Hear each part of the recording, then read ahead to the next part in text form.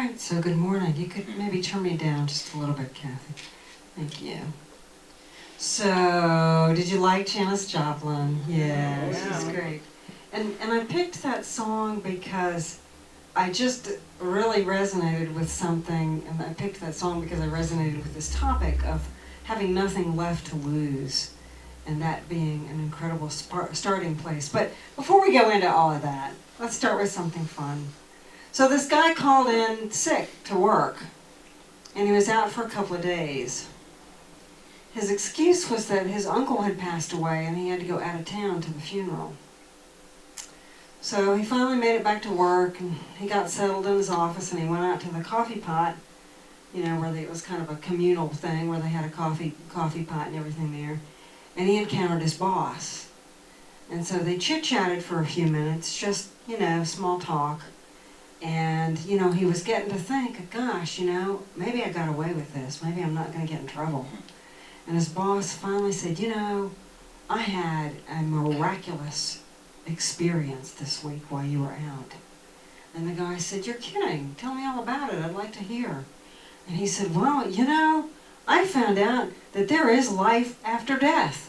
That uncle that you went to the funeral of, he was here yesterday looking for you. Those little white lies, they get us in trouble, don't they? So, yeah. So this week, as I was reading through some things, I found a really neat article and some neat artwork too. This slide, this PowerPoint, is a picture of an artistic rendering by a guy by the name of Tebby Davis. Do any of you know Tebby Davis? Tebby lives over in Asheville. He has an art gallery over there, and I'm going to put it on my list of things to go and do, I think, because I think he's probably pretty wise in the ways of spirit. Tebby entitled this painting, Something Comes from the Nothingness. And, you know, to me, that's really a profound awareness that it is from nothing that everything that has ever been, is, or will come to be has come from.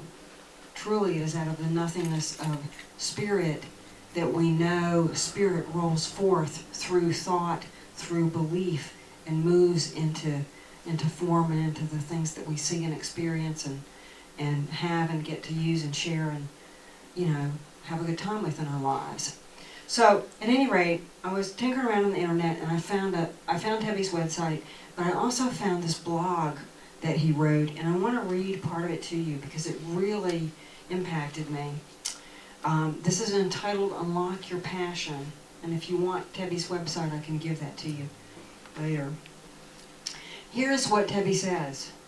He says, any day of the week you can walk into my studio, and you will find me dancing, singing, talking to myself, paint covering me from head to toe, totally immersed in the moment, locked in a dance of passion with a creative force that drives us all, if we will let it. I will be awakened at 4 a.m. with an image in my dream, and I must get up and go to the studio. It's only 20 sleepy steps away to sketch out the idea or make some notes, write out the scene, whatever. You know, don't you? Yeah. Tebby goes on to tell us, I meditate every day to center myself and to rid myself of the judgments that can shackle us to expectations. And this leads to a freedom that I cannot describe. Beyond the age-old song lyric, freedom is just another word for nothing left to lose. That is no thing left to lose. When you are free, it is no thing. It is spirit, that ethereal reality that is the life force that we all share. Things shackle us to this physical world. I seek to express the spirit of freedom, of a spiritual nature of life through my art, whether painting a sunrise, a mountain form, or an abstraction of expression. I feel that my art reflects the essence of freedom. And to me, that really embodied an awareness of how when we get clear, when we get unshackled from the fears and the dictates and the things we think have to happen, the guilt that we carry, the stuff, when we let go of that, what we become is just what my dear colleague, Reverend Dr. Kathy Hearn, spoke of several years ago when Carol and I went to a practitioner conference, when she talked about us becoming crystal clear vessels for the divine to embody, to move forth through. So I found Tebby's reading really impactful. In his writing, I believe he portrays for us that when we truly dance to the beat of our own inner calling, our soul begins to know that kind of freedom. It wakes up, and our lives truly are then nothing short of truly magnificent. On Wednesday nights right now, many of you are engaged with us in a book study. It's on This Thing Called You, written by Ernest in 1948. And it's Ernest. It's a little book, but it's a mighty profound piece of work. Ernest tells us in this book, we have been left alone not to fight a losing battle or contend against the powers of evil. We have been left alone to discover our real nature. So where all of this led me was to consider how our life experiences all tend to bring us to points, it's really not a point, but points where we begin to truly get it, of what, have a real understanding of what our divine nature is about.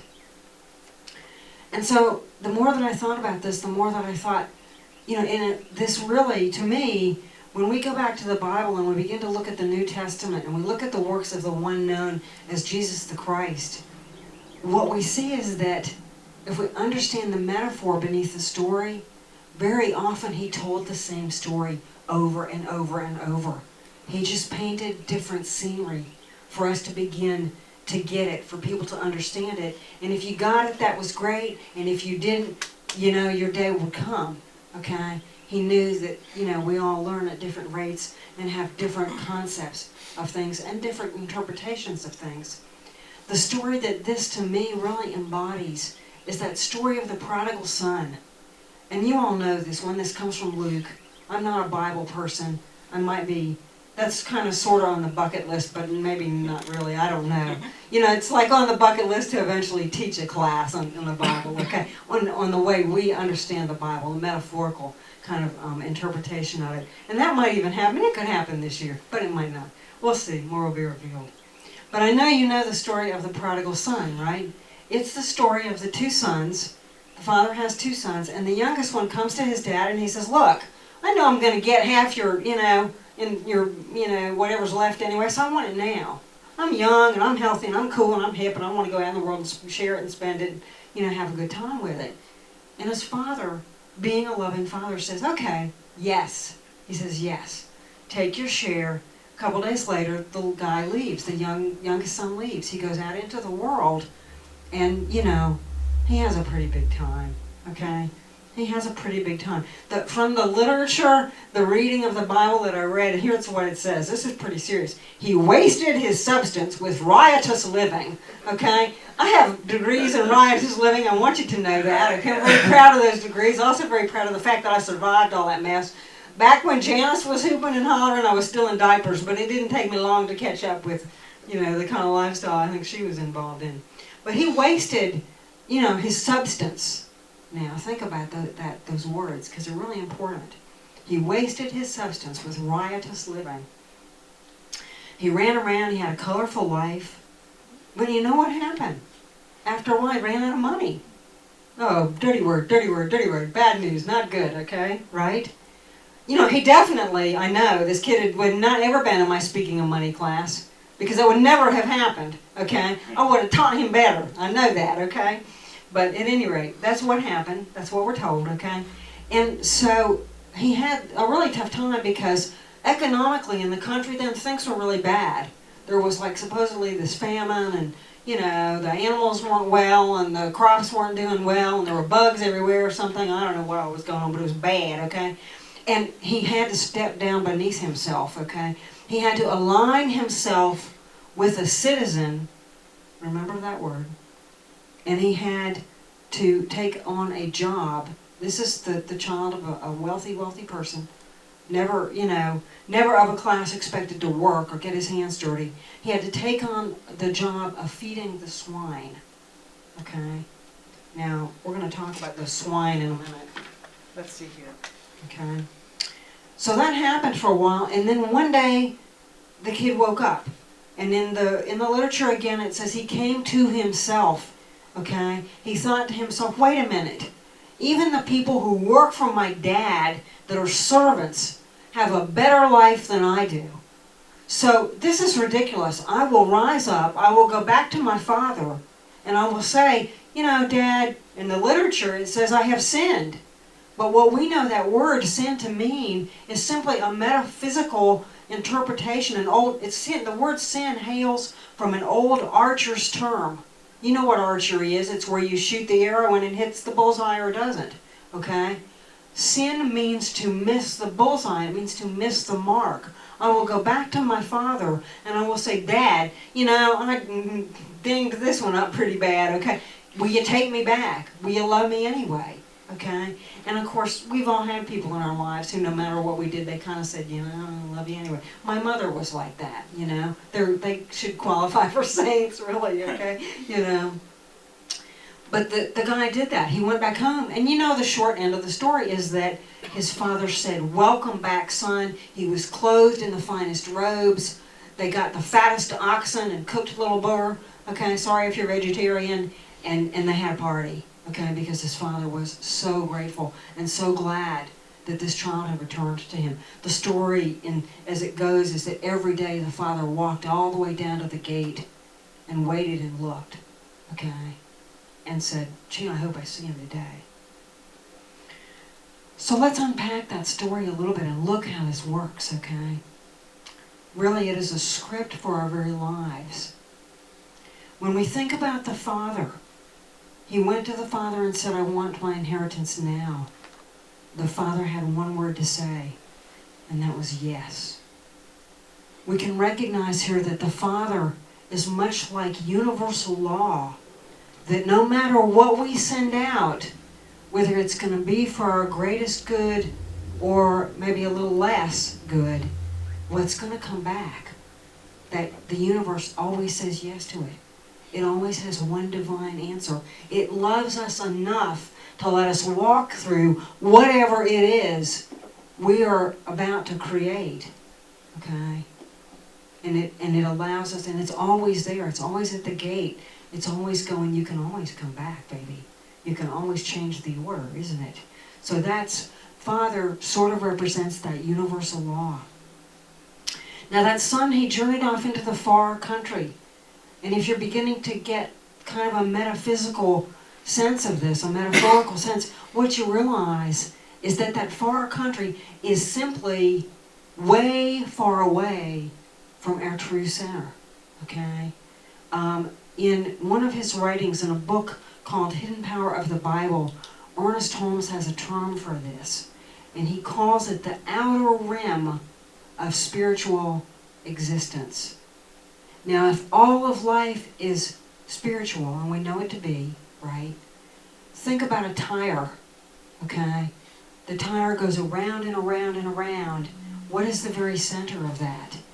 If it is a metaphor for God, the very center would be, the closest connection would be knowing that we are that God stuff, that we're, expressing God in form, right? So if we are at the outer rim of spiritual existence, what do we know? We don't know that we are God.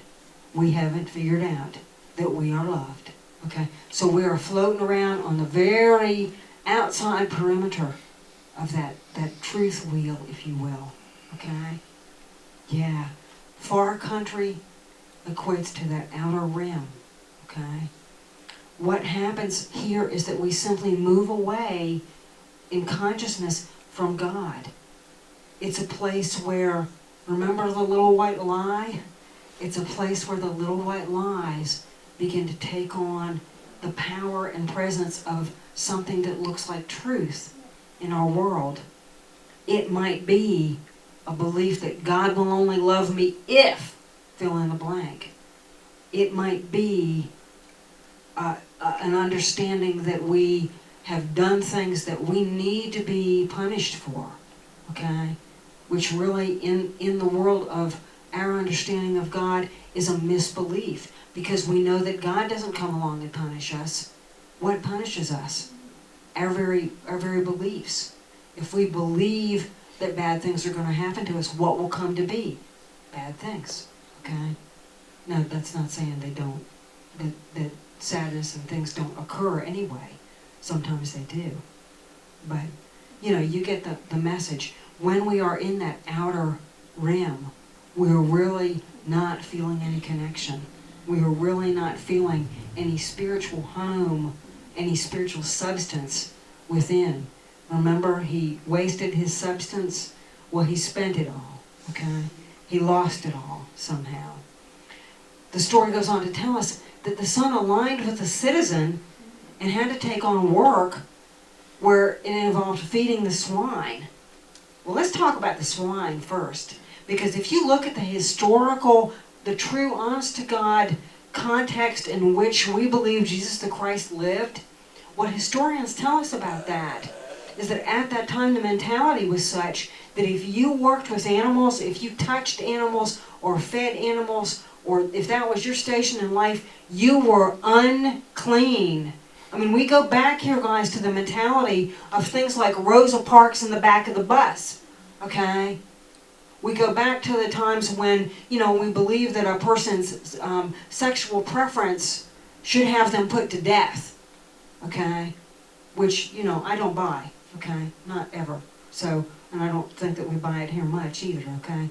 But this guy had to take on a station in life that was very, seen as very low, seen as very, unwelcome, not welcome in any social circles. And think about this again. Here's the child of a rich man. Here's the child of a guy with lots of power and money and presence, okay, who has fallen down on these hard times, okay, who has embraced the swine. What are the swine? They're the lies. Again, they're the things that we have told ourselves. The swine is basically becoming unclean. The citizens are the lies that we have told ourselves, okay? This guy, by the time he gets to that point, he's got nothing left to lose.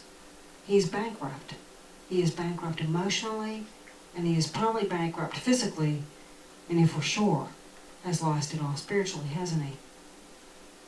But we know there's always hope, right? There's always some hope. There's always a reason to recognize that if we change our thinking, if we turn to a reality of light in our lives, if we begin to recognize that, the universe can and will support us in anything we choose to be, do, have, or go out there and build, create, amazing things will happen. The son eventually came to himself. What do you think that part meant? He came back to the center. He came back to a belief that his father, the law, would welcome him to live a different way, to create a different world. And Ernest, again, when we go back to Ernest, talks to us about this very thing, okay, in this thing called you. When we look at those citizens as being fears, as being doubts, as being confusion, as being guilt or anger or shame, being some kind of burdensome situation that is keeping us heavy, here's what Ernest tells us to do with it all. When ideas of evil, lack, or fear present themselves, exercise your dominion over them. Realize that your faith is the law of elimination to evil. So if you don't want to believe in the dark, close the door on it, walk away from it, and know there's only light. Ernest goes on to tell us there is no spiritual law of discord, sick, or lack. The laws of spirit are complete, perfect, and good. That's from page 50 in this thing called you. When we get to that place where we have nothing left to lose, we become that crystal clear straw. We become open in such a way that we can begin to dance the dance of Tebby Davis, because we know that when something wakes us up at 4 a.m. and on the surface we'd like to be ticked off because we didn't like 4 a.m., we didn't set a clock for 4 a.m., we went to bed late, we don't understand why we're awake, and we think God's doing it to us yet one more time. None of you would ever think that, would you? Oh, it's only happens in my head then. Okay, great. We begin to realize this is not a burden, this is not a punishment, this is the universe tapping me on the shoulder and saying, if you will but listen, I will shine so brightly through you. You will simply lose all pain and walk away from all fear. It's an incredible world, guys. When we begin to know the truth, what we know is that that truth will set us free. So if you wake up at 4 a.m. like Tebby does, get up and go paint something. Get up and go write something. Get up and just listen. Something beautiful is trying to speak. Changing our way to a way without fear, without remorse, without regret or pain or discord, really is as simple as speaking our word. Ernest does this very sweetly in a statement that I have. Can I get you to hand out some stuff for me, Kate? Yes, ma'am. You've been ma'amed again. She ma'amed again. I said take it up with my mom. Take it up with her mom. No. I respect her mom. Oh, tremendously. So, we're going to read some words from Ernest on this little handout. And this also comes from this thing called You. Can you tell I'm in love with this book? It's so small, it's almost a booklet. Except nothing Ernest ever wrote could be called a booklet, okay? Oh my gosh. So here's what we're going to do, guys. It makes a difference how you say things, how you position your bodies, how you say them as you read them. So I'm going to challenge you to do this. Stand up, okay? If you're comfortable physically standing up now, stand up, okay? Because when we pray, how we pray matters. We know that in this teaching, right? We've come to understand that if we grovel and we beg and we beseech, really, that wasn't even what Jesus didn't even do that, okay? So if that dude can say, look, God, feed all these people now, okay? And have, I don't know how many, what was it? How many people were supposedly there that he fed all those people? I don't know. Not a Bible. The multitudes, thank you. What a great Bible word. Huh? It's also in the book. It's Feeding the multiple. Is it? Okay, I haven't read that for you yet. Great, I can't wait. So, but we understand that how we present ourselves really matters, and how we pray really matters. So my encouragement to you is take this with you, take extras, we've got plenty, and I can always make more. Okay, what we're going to do is we're going to stand up and out loud, we're going to say this. And I want you to say this like you sang that song. I want you to do this like there's people in these houses back here that like to play their rock and roll music real loud. We wake them up on Sunday morning and make the message clear they should be down here, hello. We wake up the people over here at the thrift store. We wake up the church across the river over there and let them know what we are all about and that is serious business. So what we're going to do is we're going to read, there is nothing in me. You ready? Ready. There is nothing in me that hinders the Spirit from manifesting itself through me in joy, happiness, and peace. It is the law of my life that wherever I go, I shall meet with joy, with love, with friendship, gratitude, compensation, with a complete opportunity for the expression of every talent and every ability I possess. Every door is open. Yes, nothing can go forth from me but goodness, truth, love, kindness, Therefore, nothing less than goodness can come back to me. And so it is. All right.